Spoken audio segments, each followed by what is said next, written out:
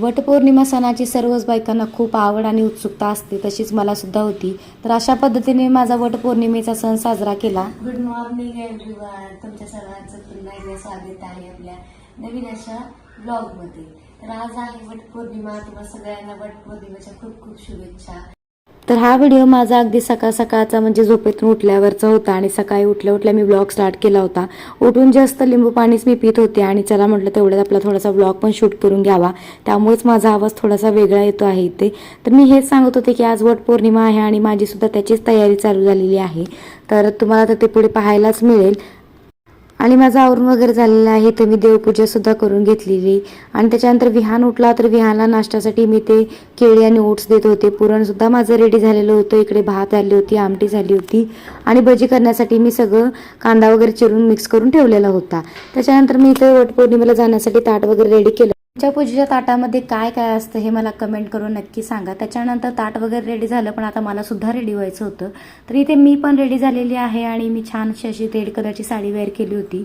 खूप दिवसापूर्वीची साडी होती, पण नेसायचं काही झालंच नाही, म्हटलं चला आज नेसावी।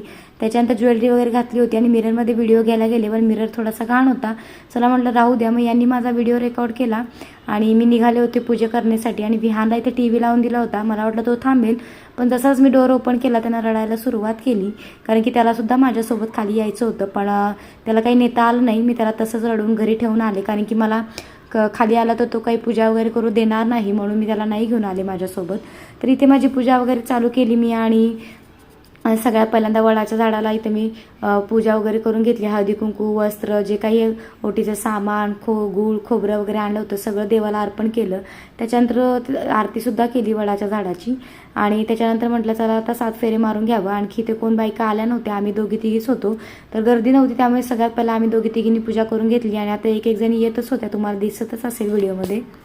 आणि आणखी 5 बायकांची ओटी वगैरे भरायची होती, म्हणून मी पण थांबले होते। त्याच्यानंतर फोटोसुद्धा क्लिक करायचे होते, तर सर्व बायकांसोबत मी पुन्हा एकदा फोटोज वगैरे क्लिक केले आणि त्यांच्यासोबत गप्पा गोष्टी केल्या आणि त्याच्यानंतर मी यांना कॉल केला। कॉल करून मी त्यांना आणि विहानला खाली बोलवलं, तर खाली याच्यासाठी की तिथे थोडेफार व्हिडिओज वगैरे काढले होते, फोटोज क्लिक केले होते, पण तेवढ्यानं काही पोट भरलं नाही, म्हणून आणखी यांना बोलवलं आणि माझे काही फोटोज व्हिडिओज क्लिक करायला लावले। हे खूप छान फोटो काढतात, मग यांच्याकडून फोटोज वगैरे काढून घेतले आणि विहानसोबत सुद्धा काही व्हिडिओज आणि फोटोज क्लिक केले। तर असा आम्ही आमचा वटपौर्णिमेचा सण साजरा केला आणि त्याच्यानंतर खूप खूप भूक लागली होती आणि आता आम्ही वरती जाणार होतो, तर वरती जाऊन चिवलासुद्धा खाऊ चारायचा होता। तर वरती आले आणि पटकन चेंज वगैरे केलं आणि विहानसाठी पुरणपोळी आणि दूध घेतलं होतं त्याला खाऊ चारायला आणि त्याला थोडासा इथे टी व्हीसुद्धा ऑन करून दिला होता। आणि असा होता आजचा आमचा दिवस। आजचा ब्लॉग कसा वाटला कमेंट करून सांगा आणि चॅनलला नक्की